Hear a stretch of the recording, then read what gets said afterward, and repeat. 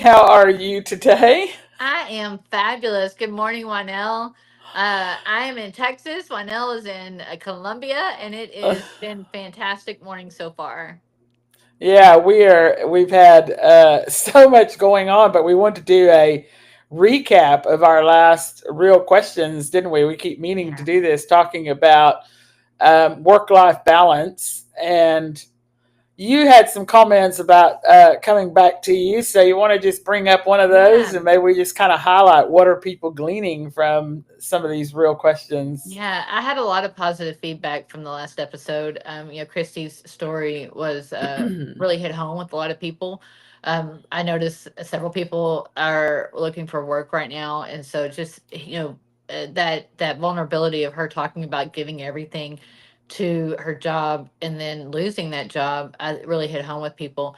Some of the feedback I received was, how do we work in the marketplace and still fulfill our purpose? Because that key of really fulfilling our purpose is what people focused on, I think. And so, there was that feedback of just how do I be real? How do I be me in the marketplace? And my answer to that is you just have to. You have to take down. I mean, I know that there may be policies within work, but you can't let your light. You have to let your light shine.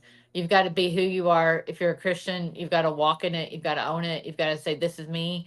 And it's amazing to me how many times that's accepted in the marketplace. People want to see that. So that was one of the things that came up. Talking about that, Mandy, I mean, obviously people do, especially I know in certain countries you have to be very careful, don't you? Because, they can even bring legal action against you.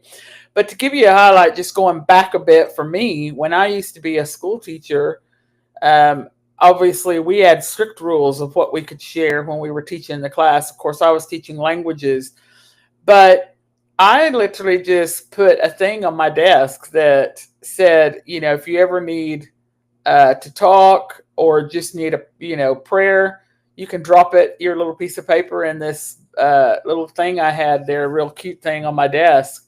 You'd be surprised how many would stop by and just drop it in there. Sometimes with no names, and then sometimes they would come and ask me to talk after school. And they knew my door was open because, of course, we always had to stay, 45 minutes to an hour afterwards. So I think the key here is just get creative. I mean, of course, first of all, you have to be. You can be a Christian without being obnoxious. And I think that's one of the things we need to be very much more gifted at.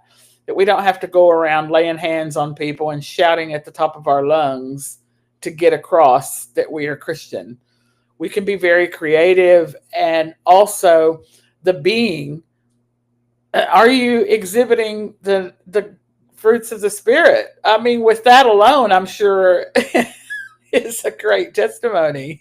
Yeah, people will know by your actions, and you don't need to be weird about it. You don't need to be obnoxious about it. You just be who you are, and you should be the same person at home as you are in the marketplace. Now, agreed though, there are some nations that may be watching this where it is still illegal, and so I mean there is some sensitivity to that. You have to be careful, but even with that, you still have to be who you are and God, and you have to step out and trust the Lord to lead you and guide you, to be able to share where He tells you to share at. That's part of the Great Commission for all of us. And it's really sad that in America we have that freedom to be able to share, and we're scared to. Because of opinions or because of what man might think, and then there are other countries where they literally could be killed if they share. You know what I mean? So we have to really step out in our freedom, especially as Americans, and know, hey, be who you are, be who God called you to be. And if let your identity shine. Don't let your light. Don't hide your light under a bushel. Like really just be the same in season and out of season all the time. Absolutely. So, on the other side of that spectrum, Mandy, I know one of the things that you highlighted that I really wanted to touch base on that we mentioned, I'm sure, in our episode was where we talked about we also have the people who are avid churchgoers, who have families, even pastors who have kids that are involved in sports and the different things that they're doing at school. And, you know, I just want to bring out that sometimes we can be so religious that we don't realize what kind of things that we're creating in our children, as to making them feel like that church is the be all end all. I know that before, I remember backsliding was something that was just, so like if you just missed a Sunday, that's it. You had backslidden, right? But the thing I want to bring up here is that I have ministered to so many pastors' kids, missionaries' kids, just ministers' kids in general, who feel like that their parents loved everything about their parishioners, their church, their members, but had no time for them. And I just want to say, you need to recognize that it is okay to, if you have to miss something to go to something important of your kids, for them to know that you love them. I'm not saying you're going to make a big habit of this, but sometimes we do have to make choices and show our kids that they are just as important, because it is the family, and that's the number one place where the devil tries to come in. So I think we need to learn to quit being so hard on ourselves that we absolutely cannot miss anything going on at church. Yet our children, how many times you see they're either late or don't show up just because it's always a church function. And sometimes Yeah. it's not even the service. Sometimes it's just that it's a church function. And sometimes you this is why we struggle with sometimes even husbands who are not saved.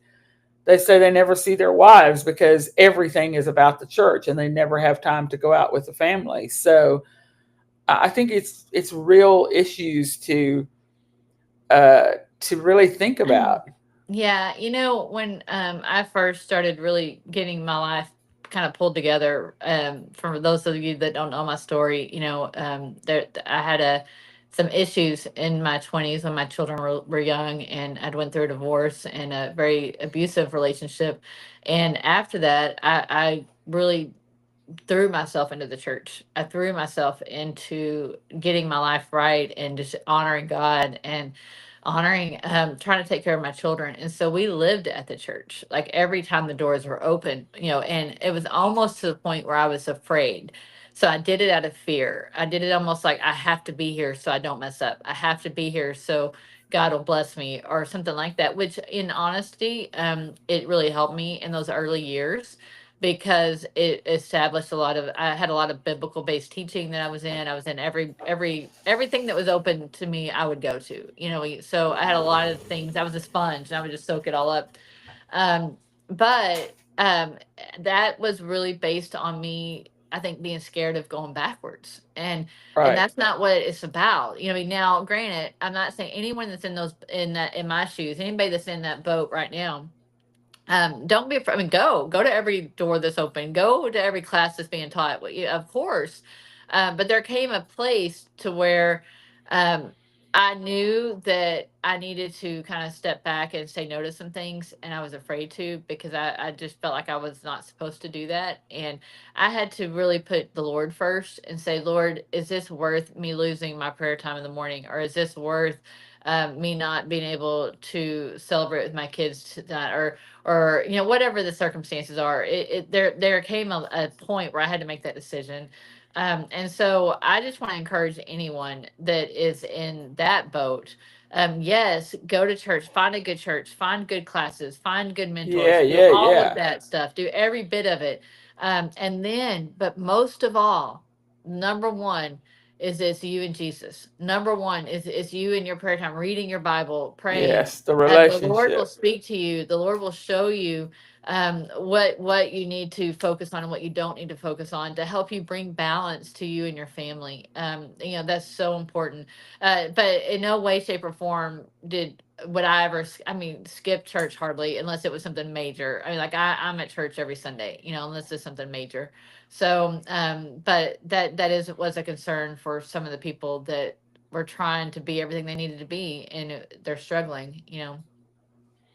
Yeah, I just think it's important. Again, we're talking about balance, aren't we? So I think the balance here is, yes, go to everything you can. But if there is some kind of a special dinner or something happening with your kids and it interferes, Of course you can pray about that, but just recognize that you're not gonna go to hell over missing a service or something that you should have been at to go and spend time with your family, because sometimes we do need to be that example to them. So yeah, I Amen. thought it was good to hide on that. And any one of the other, I know for me, Mandy, a lot of my feedback has been people loving that we're just open and real, that we're not holding back about talking about the real life issues, putting them out there for you guys to even send in your questions or maybe your scenarios of stuff you're going through.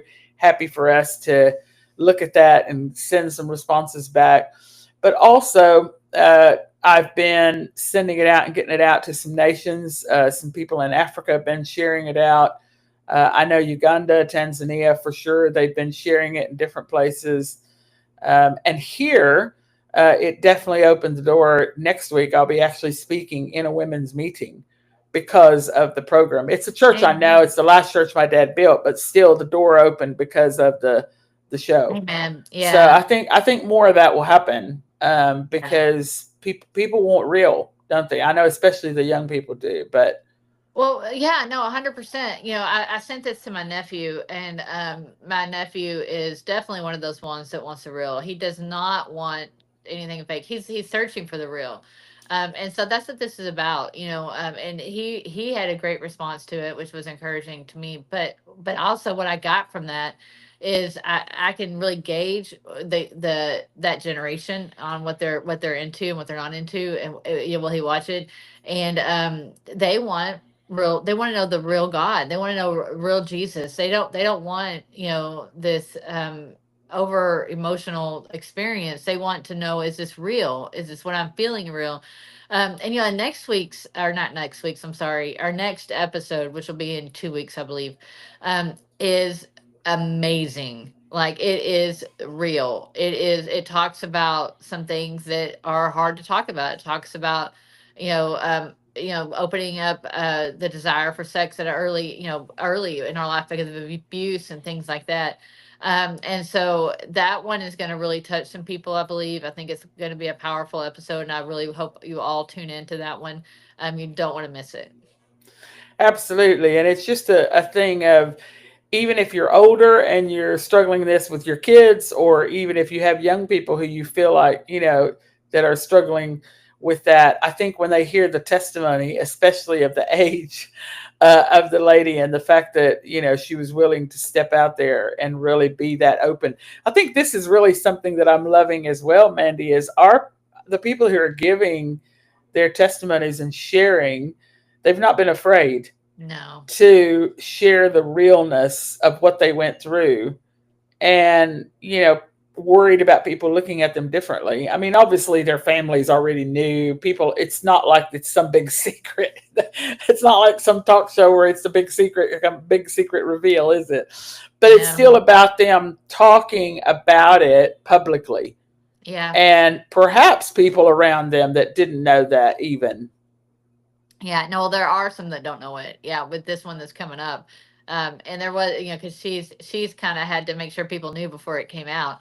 But most people did. I mean, most people did. Yeah. But I will say that I am a huge proponent of people sharing their story. I mean, well, I know that Yes. I've done ministry with you, and that is my go-to message is share your story. Everybody has a story. Everybody has something behind them, and I see a lot in the older generation, 70 and above, people want to hide things. They had affairs, or they've had abortions, or they've had, Mm. things happen to them, and so they just want to sweep it under the rug and hide it.